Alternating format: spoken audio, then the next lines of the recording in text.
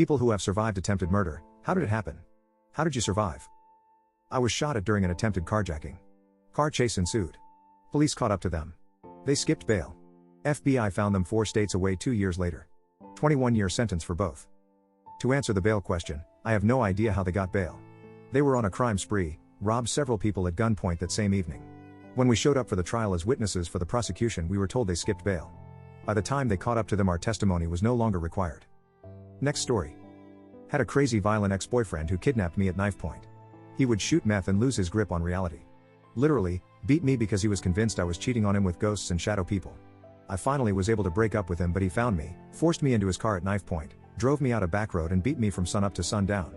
Then he drove me back to his house where the violence continued until he choked me out until I pissed myself and woke up the next day. Creep actually cuddled up to me after he put me out. At one point he put a loaded gun to my temple, told me to close my eyes and think about all of the bad things I've done in my life and why I deserve to die. But I didn't.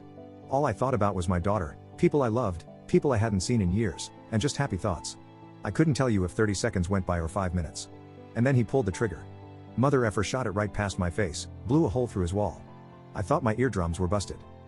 Fast forward a lot of trauma to how I escaped. He ran out of meth, and I talked him into driving me to town. He lived an hour in the country, and taking me to my doctor appointment. I was on Suboxone at the time doing outpatient, but they also had an inpatient program, and convinced him that I would go and get my script, sell them and buy him more heroin.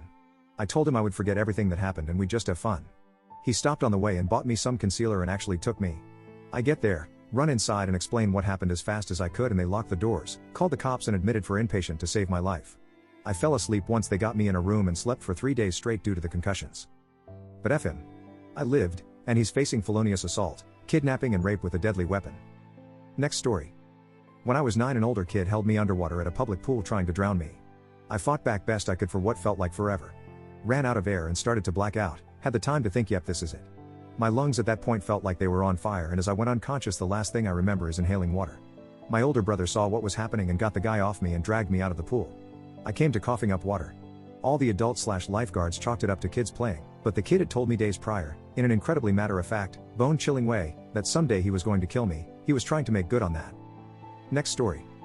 Someone tried to rob my store during a psychotic episode. He trashed the place, tried to crack open my head with a 16 inches bong and stripped naked as I was ejecting him. Then he drove a Jeep through the wall and tried to run me over. The counter I stood behind all day stopped the Jeep. I left through the massive hole he left in the wall. Next story. My ex, recently at the time, always was getting on me about teaching her to shoot. I never did. She grabbed my own gun out of storage while she was attacking me while she was blacked out drunk. She loaded it and pulled the slide back far enough to cock the striker, but not quite far back enough to chamber a round. She stuck it right on my face when she came back into the room and pulled the trigger. That was the greatest click I've ever heard. Next story. My crazy religious aunt tried to drown me in the bathtub when I was 11. She walked in on me bathing and just shoved my head down and kept it there. I would have died if my younger sister hadn't walked in on the whole thing and tackled my aunt. Mind you, my sister was 7 and was abnormally small for her age. She saw the entire thing and quickly realized what was happening. After stopping my aunt, she grabbed me and ran to my dad, who was asleep, to wake him up. At first he couldn't believe what was going on, and my aunt used the excuse of I was bathing him and he slipped, but there was no reason for her to bathe me, and my sister and I kept insisting on what happened until my aunt cracked and said that I had the devil in me and that I wasn't pure blood. Dad married someone from a different country, so I'm mixed, and she hated all of us. Dad called the police and my aunt confessed that she was going to start with me and then go after the rest of my 5 siblings in order to purify the family line. It's been 18 years and she's still locked up in the Cocoa House, and constantly saying that she's going to finish what she started. Next story. Worked in EMS, responded to a welfare check on a known to us patient with mental disorders. Walked inside the door with law enforcement and turned the corner to them leveling off a shotgun at my chest.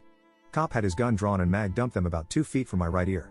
At some point the shotgun also went off but struck the wall. Have 80% permanent hearing loss and chronic tinnitus in my right ear, but I'm alive. Fair trade. Next story. My brother and I were sound asleep and unbeknown took us. My mother decided to leave my father. She woke my brother and I at 3 in the morning in a panic. My father was a heroin addict and not prone to the best decisions. Whilst my mother was loading us into the car, my father went for his rifle. As we were driving away into the darkness and we heard shots fired. My mother just kept driving as fast as she could. We didn't realize until the next morning that there was a bullet hole in rear bumper and in the driver's side rear side panel. Next story. This is more of an almost. Falling out with a roommate over a girl. All of our friends took my side and saw him being the a-hole. So he lost everybody. He came home furiously drunk while I was sound asleep, and was seen by our 3rd roommate scrambling through kitchen drawers. I woke up to 8 stab marks in my bedroom wall. I guess he changed his mind.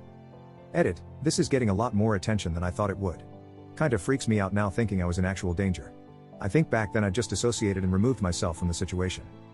Next story. Not me, but there were two boys who I guess didn't get along in my home EC class in 8th grade. One was kind of an average lanky kid, the other was a huge 6-foot-something guy who was always getting in trouble at school. I have no idea what prompted this, but one day when we were all working on a sewing project making pillows, the big dude suddenly came up behind the lanky kid with a pair of rusty kitchen shears and tried to slit his throat. Fortunately they weren't sharp at all, so although the kid bled a lot he ended up being fine. The teacher had no idea what to do. She was middle-aged and shorter than most of us, so she just kept screaming at the guy until he tried to bolt from the school. Police caught him a bit down the street, and we didn't see him for a few years until one day he just showed up our junior year of high school in the middle of the year. The other kid's parents immediately pulled him from school, understandably, and it was only a couple months before the big dude eventually got expelled for having drugs at school. Next story. I was leaving my ex. When I went to leave the room after packing up my stuff, he grabbed me and threw me against the wall. I hit the wall, fell onto my hands and knees, and he picked me up by my throat and started choking me. I had a moment of clarity and remembered he had a rugby injury and his nose was sensitive. So I punched him, broke that mother effer's nose. He dropped me and I legged it. Next story. I wasn't the target, but I witnessed it. For some reason our neighborhood grocery store used to be aggressively targeted by shoplifters who would just walk in wearing a baggy coat, hide as many booze bottles under it as possible, and then walk outside fast and drive away. I still don't know why they targeted this particular grocery store, but it was happening multiple times a week at one point, and it was pretty demoralizing to be standing in line waiting to pay full price for groceries and watch people just walking out with armloads of free stuff. One day the store manager got fed up and followed one of the regular shoplifters out into the parking lot yelling something like, "Come on, what the hell? Stop doing this." Or something, and the shoplifter just got into their car, and without hesitation gunned the engine and drove straight at the store manager at full speed, in broad daylight, in front of several witnesses, and then made a U-turn and drove away. Luckily the manager was able to jump out of the way in time. It was like 10 a.m. on a weekday.